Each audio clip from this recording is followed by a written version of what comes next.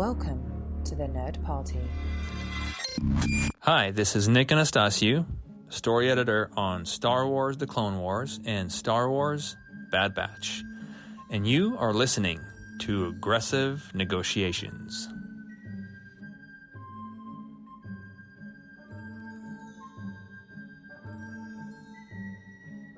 Hello and welcome to Aggressive Negotiations. And I have to say, it is one of my favorite times of year. And with me here this week, as he is every single week, is the one and only Jedi Master John Mills, as we get ready to celebrate the only annual holiday here on Aggressive Negotiations, Thanksgungan. That's right. Thanksgungan, the one holiday where you don't have to complain about your workers putting up their decorations too early in the year, or Thanksgungan carols being played too early on the radio waves or the HoloNet. You don't have to worry about any of that with Thanksgungan because it's a special tradition, one that stays focused on the specific time of year where it's supposed to be celebrated. Because what holiday season would be appropriate without kicking off with Thanksgungan? And so, yes, here we are at Thanksgungan 2022, and it's going to be an interesting one, Matt. I think this one's going to be full of surprises for everyone, or possibly not. I don't know, because, you know, we didn't get a whole lot of Star Wars this year. We got a little less than we expected, actually.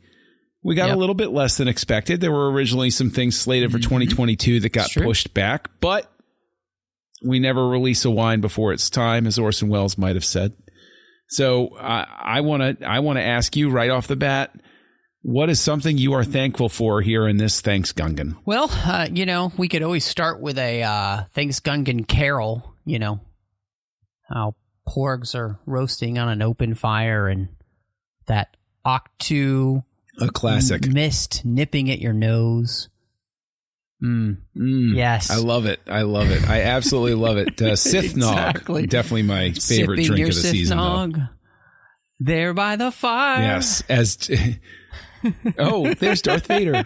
Oh, you know, that's something that I am actually eternally grateful for in Star Wars, is that somebody created the Sith Yule log that you can use on your television, and it goes for like 10 hours. So just 10 hours of roasting Sith. You gotta love it. Just watching Darth Vader burn. That is a special treat for the season, classic. Isn't it? It might play on one of my monitors at work on a regular basis during the holiday season. Oh my gosh. Well, you know, John, I was thinking back through the year as we get to Thanksgungan, and I was thinking of the things that have come out, and I was reminded, you know, that the very first thing that really came out at the beginning of the year was the book of Boba Fett, and you know, regardless of whether I loved that series or not, you know, one of the things that was so much fun in that in those episodes were the Mandalorian sections. And, you know, the beauty of the Bryce Dallas Howard directed episode, which was so phenomenal. And, you know, Grogu being back.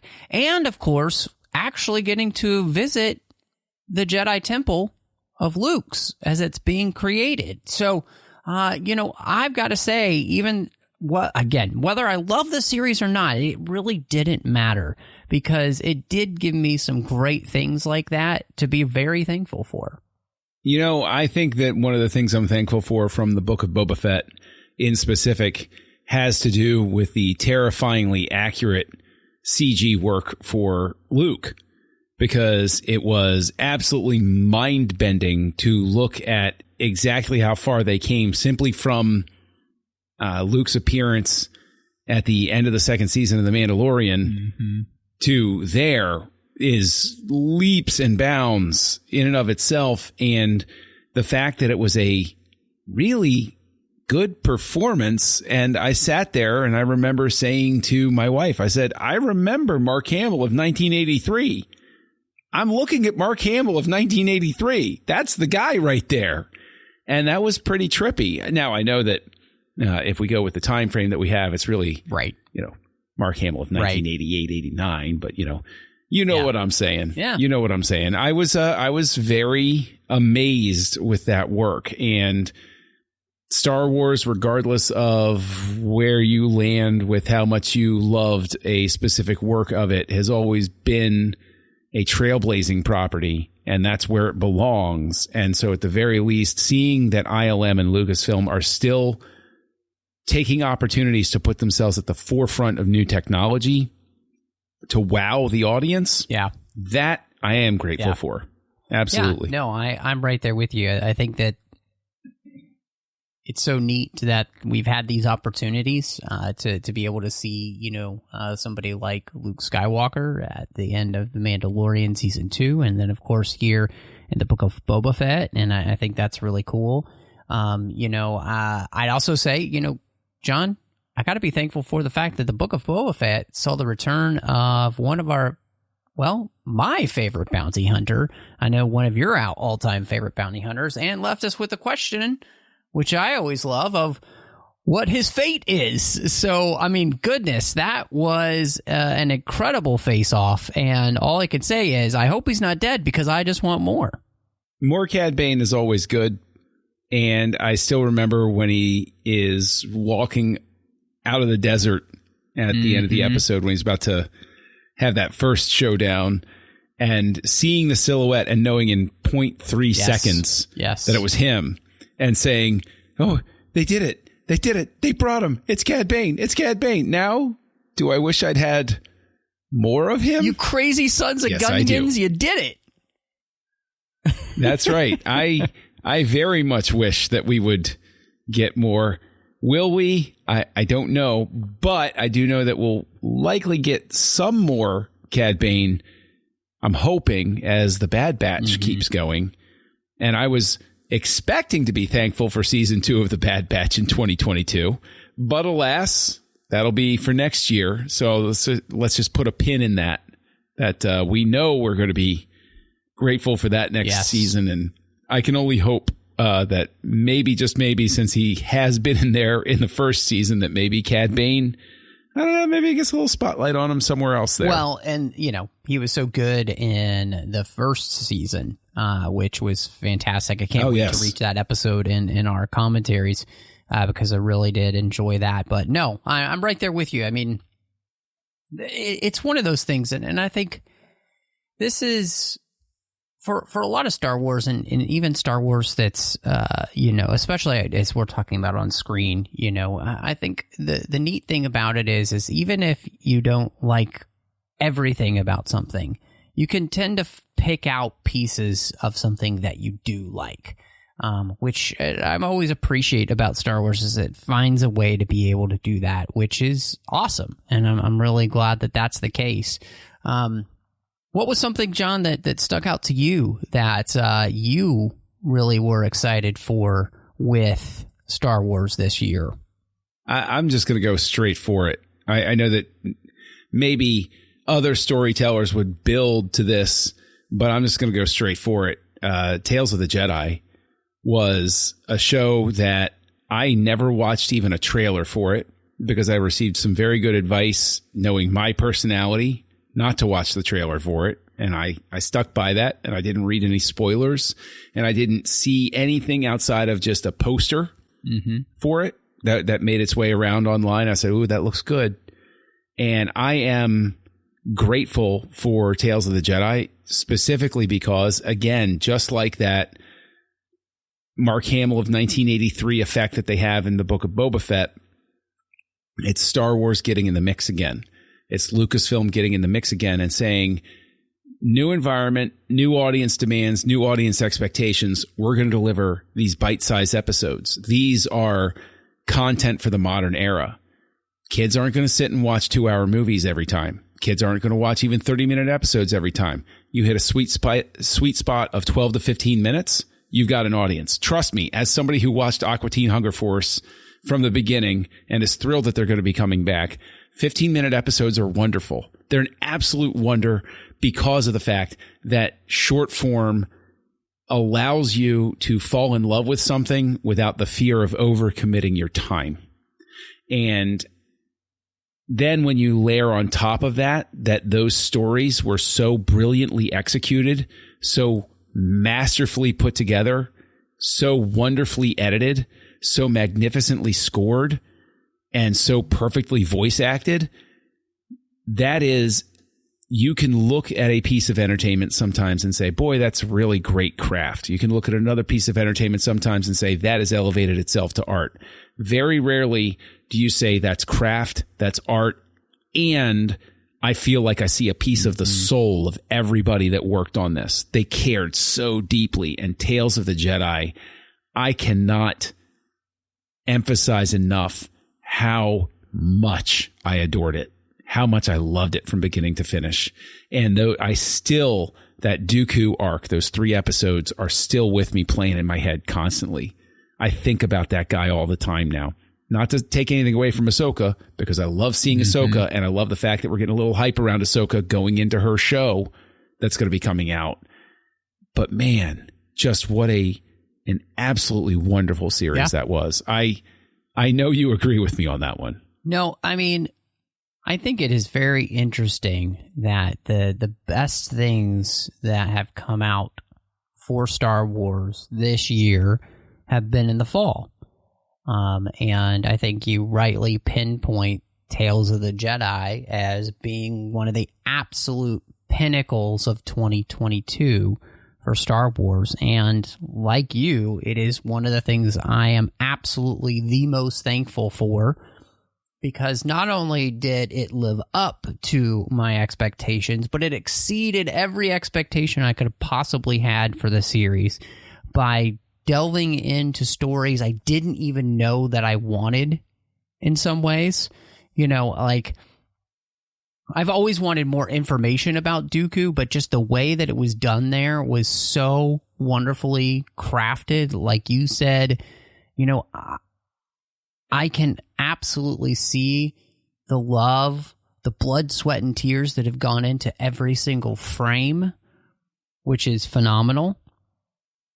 And, I mean, you know, that series created an entirely new character for me that I'm absolutely in love with and will forever now be one of my most favorite characters ever, which is Yaddle, played by the incomparable Bryce Dallas Howard, who knew she was such an incredible voice actress as well.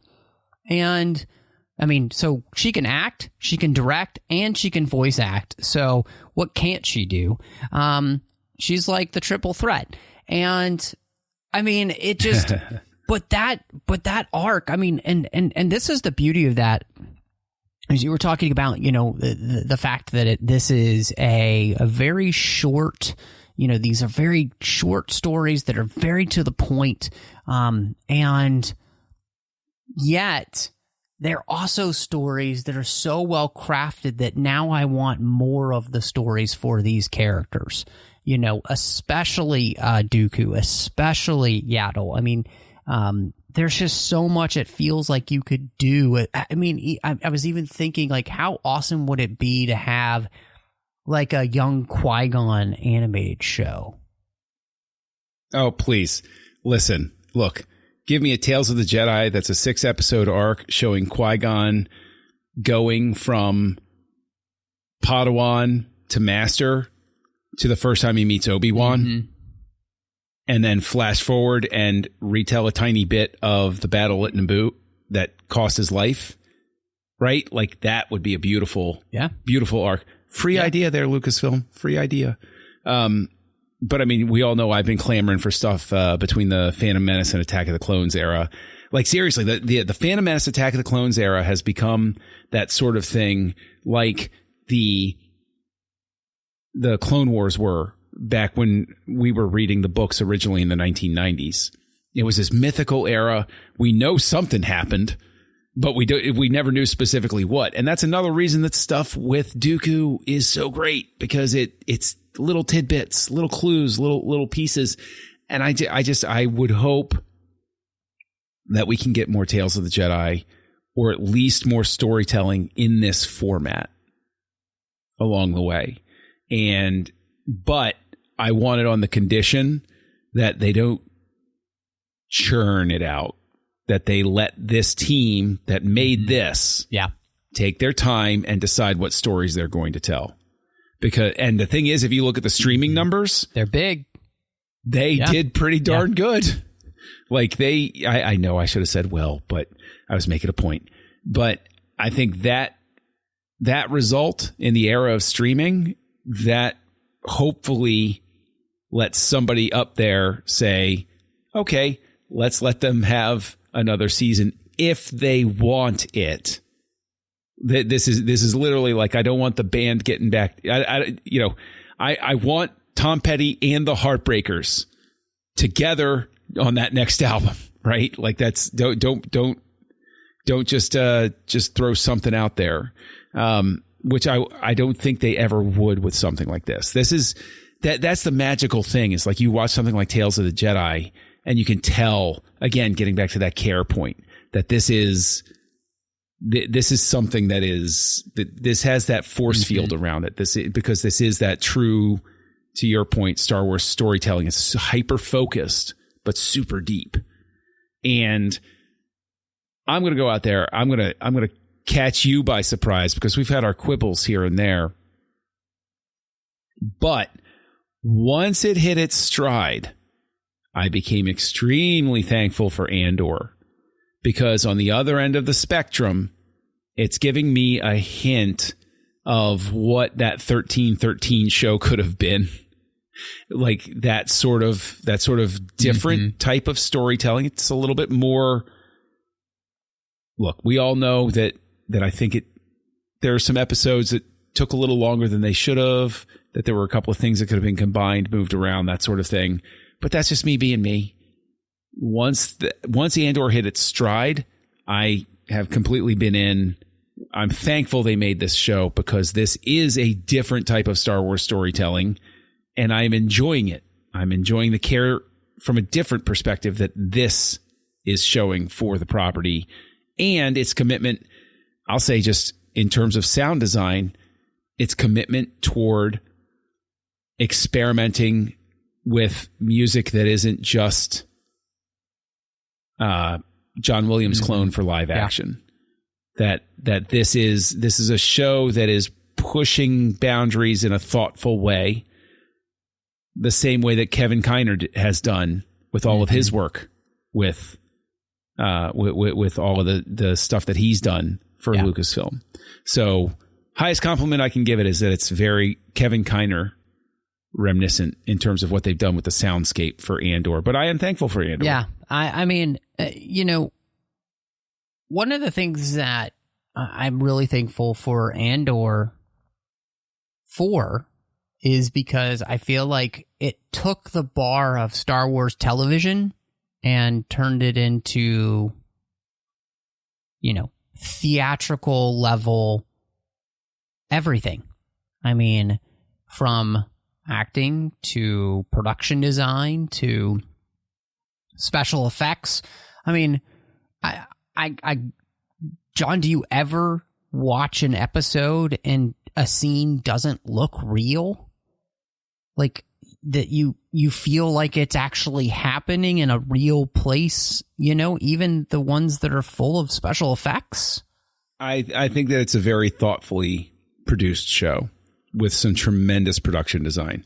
And what I think that the production design is very slick about is that, intentionally or not, and I have to believe intentionally because I've been a Lucasfilm fan since the beginning, there are definitely homages to Lucas's other works in there, as well as the more guerrilla filmmaking that he was in that school when it was coming up. You look at THX, there was that, what can we do? Oh, well, this is a parking structure. We can do something with that. Okay. What can we do to make it look a little more futuristic? And all it is a parking structure, but they do a couple of things where it's just like the sound design of X-Wings, where it's like I hear jet engines when I listen to it, but that just couches it as a a sound that I accept as an engine would make, sort of thing. You just tweak it a little bit. And so, yeah, I think Andor's done a magnificent job with that, of combining what is obviously, like that beachfront town or whatever, having that brutalist architecture that really exists, and then just, we'll just CG in a building in the background, sort of thing. Yeah. This is the smart decisions on how to build those environs. Yeah, no, I mean, I couldn't agree more. And I think the other thing that I'm really thankful for there is the fact that we're getting more Genevieve O'Reilly as Mon Mothma, who, I think is just an incredible actress, but it's really just bringing to light that character who, is such an enigma in Return of the Jedi. And, this, I think, and along with, what you see in Rogue One and Rebels, is all really fleshing out a really important and really interesting character. And so absolutely 100% thankful for that. I think, to me, the ultimate highlights of this year are, Tales of the Jedi and Andor when it comes to Star Wars. It's just been phenomenal. And, I think one of the cool things about Andor is that, like Tales of the Jedi, I think it's infinitely rewatchable, because I think it's one of those things where, once the first season's done, you'll be able to go back and rewatch it and really enjoy it even more, because you're going to see all the ways that the storylines interconnect even better.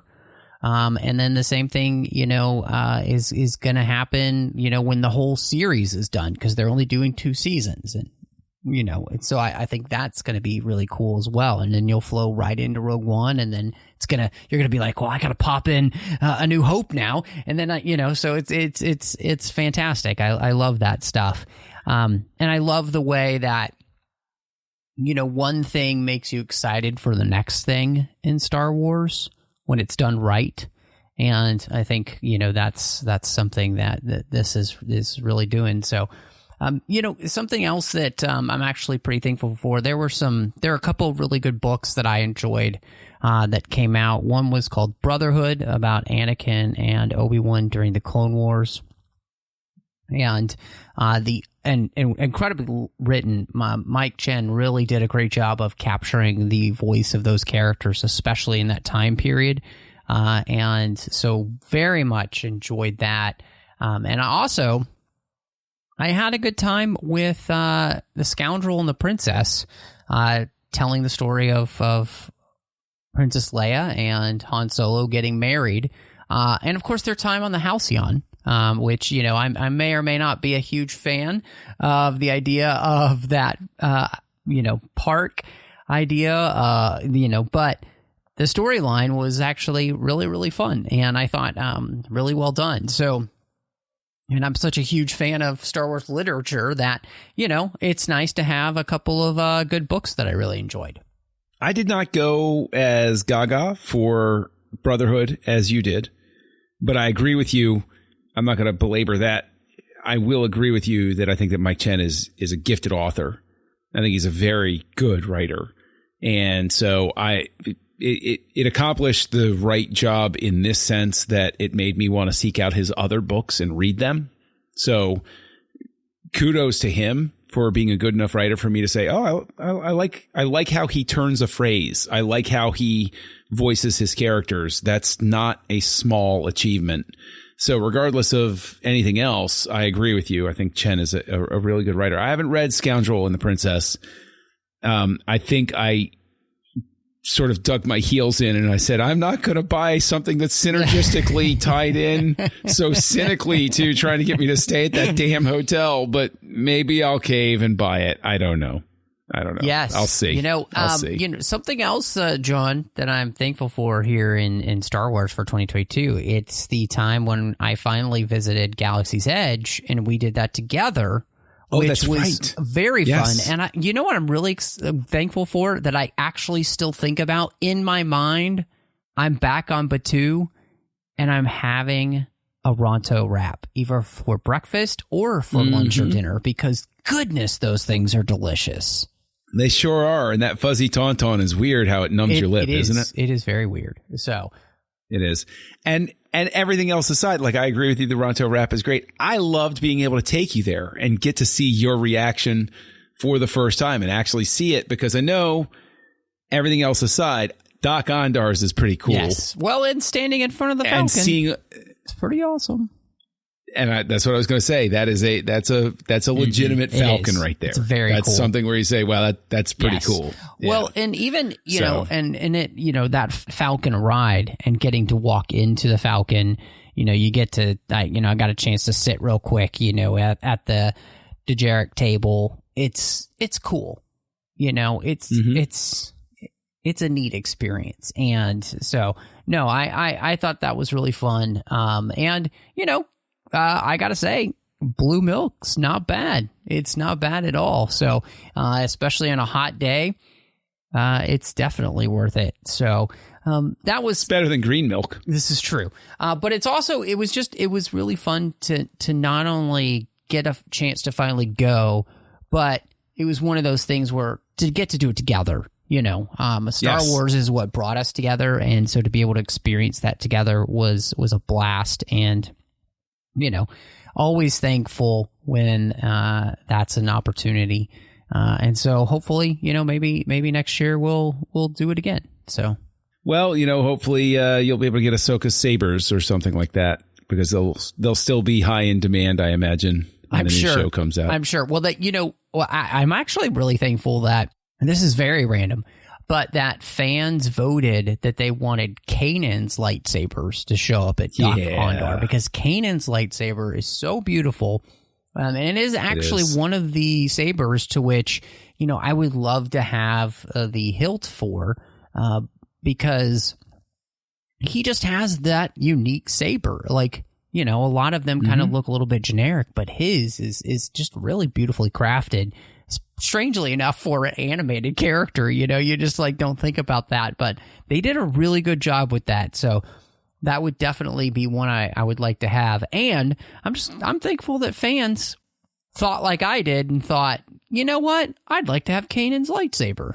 Yes, and to see it one day sitting in a case alongside Darth Sidious's and Plo Koon's, that's pretty wonderful, I'd say. Just a few more things that I'm thankful for. One, I'm so thankful that we finally have a release date for the Bad Batch Season 2, and it's coming out in February, so it'll be very close. I'm so glad that's happening. Of course, we got Mando Season 3 coming out next year, and I believe Ahsoka is supposed to drop as well. So we've got so much good Star Wars that is coming out next year. So I'm just thankful that that's on the horizon to be able to look for, and, really starting off the year with a bang with Bad Batch Season 2. I can't wait. I'm thrilled about it. I think it's the right way to start the year, because it is one of the shows that I very much invested in, and I very, very much want to see what happens next. I'm giddy with anticipation. And it'll be something that'll really help with those, seasons being a relative term, wintertime doldrums that are there. Winter doesn't really exist where I am. It's more of an eternal swamp. But hey, that is what it is. But of course, what Thanksgungan would be complete without the requisite always being thankful that Star Wars has been there. Star Wars has always been something that I know it's so deeply ingrained in my own life that I always tell the joke. There are ex-girlfriends who smile when they see Star Wars, and there are ex-girlfriends who will never watch Star Wars again in their lives, because it's just a part of my identity. And it's like, I'm both, you're welcome or I'm sorry, depending on the circumstance. But most importantly, of course, like you said earlier, it's the thing that brought us together. Two besties, two Jedi Masters.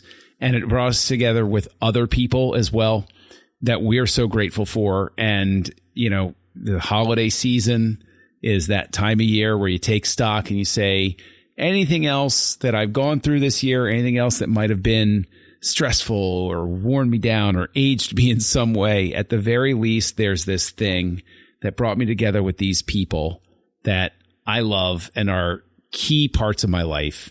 And that's what people don't understand is Star Wars acts as that glue for so many people. Just like Star Trek does for people, just like Harry Potter does for people. But that's what sets those really special franchises apart, is it's that communal thing that people can enjoy together. And that's what it is like, the old myth making. It's about telling stories that everybody can sit around the campfire with. Yeah. I mean, it really is crazy just what you can mention Star Wars in a room, and it's amazing to see all the people that can light up when you mention it, and like the ones who get excited for it. And I love that it's not always the ones you would think, right? People can surprise you, and Star Wars is something that so many different types of people love, and I think that's really cool. And absolutely, the fact that it brought us together. We still have friends that we talk to together, that we've met because of Star Wars, and we have chats that continually go on. I have friends that other friends I've known for years because of that as well. And, like one of them lives in Seattle, and every time my wife and I are up there, we try to go see him and his wife. It's just like, that's the kind of thing that Star Wars can do, is it can bring you together. It can be the first thing that brings you together, but then, so many times you end up finding you have so much else in common too. And, that's a special thing. And, it makes me just not want to take Star Wars for granted, and it's just like, again, we didn't really mention it, but like, Kenobi came out, and whether or not it was my favorite show or not, Ewan McGregor was back. Hayden Christensen was back. The fact that those two got the love that they deserve, like, that's right. That's what Star Wars is about, is seeing people. I'm glad you said that. Get that love that they deserve, because, those two guys are guys that took a lot of bantha poodoo for too long. And I think they've finally gotten the respect that they deserve. And regardless of whether or not that show was great, they were fantastic in it, And so I am eternally grateful for the ability of Star Wars over the years to find ways to win people over. So it's pretty awesome. Yes. I think that's a great note to wrap up this Thanksgungan. And again, we are going full on into the holiday season. And I am thrilled because Thanksgungan gets us one step closer to Life Day. Yes. And yes. I'm a traditional Life Day celebrator. So, that's something to look forward to as well. But all in all, Master Rushing, if people want to tell you what they're thankful for in this season of Thanksgungan, where can they find you? Well, you know what? I hope that they do find me on social media with the hashtag Thanksgungan. Let people know you listen to the show by letting us know what you were thankful for with that hashtag. And you can do that, of course, at the Jedi Masters, where you can find both John and I. But then you can find me personally all over social media under the name MattRushing02. I am on Twitter, Instagram, Letterboxd, and Vero with that same exact name. You can also find me here on the network. I had a completed show that I did with Drea Kaufman. We talked about every single chapter of the Harry Potter series, one chapter at a time, on a show called Owl Post. And then I'm over on the TFM network with a bunch of shows. One is called the 602 Club, and that is where we talk about every fandom that we love. John is frequently there. In fact, we did an in-depth review of Tales of the Jedi you can check out, plus so many other franchises, Marvel, DC, Bond. The end is the list is endless. You can also find me doing Warp 5 about Star Trek Enterprise, The Orb about Star Trek Deep Space Nine. You'll also find me on Literary Treks about the books and the comics of Star Trek, Saddle Up about Star Trek Strange New Worlds, and The Artificial Tango about Star Trek Picard. But John, maybe people would love to be able to share what they are thankful for in Star Wars. So where would they be able to find you? Well, you can find me as usual as For many years as Kessel Junkie, KESSELJUNKIE, I like to have fun on social media. I don't take things too seriously, even things that maybe I should take seriously. But, hey, it's my style. You can also find me here on the network co-hosting a show called House Lights, where we look at the work of directors, and we have all sorts of different combinations and fun ways of doing that. So that's where you can find me there. And like you said, I am over on the 602 Club from time to time and with Assembling Avengers and Snyder Cuts. And I, since we're talking Star Wars here, can't wait to see Zack Snyder's Rebel Moon, which is inspired by a Star Wars script that they didn't want to produce. But hey, at least he carried forward and I got to see it in some way. And so, all that said, Master Rushing, I think it's time to head back and get our roast porg and our Sith Nog and close these negotiations. John, negotiations are closed.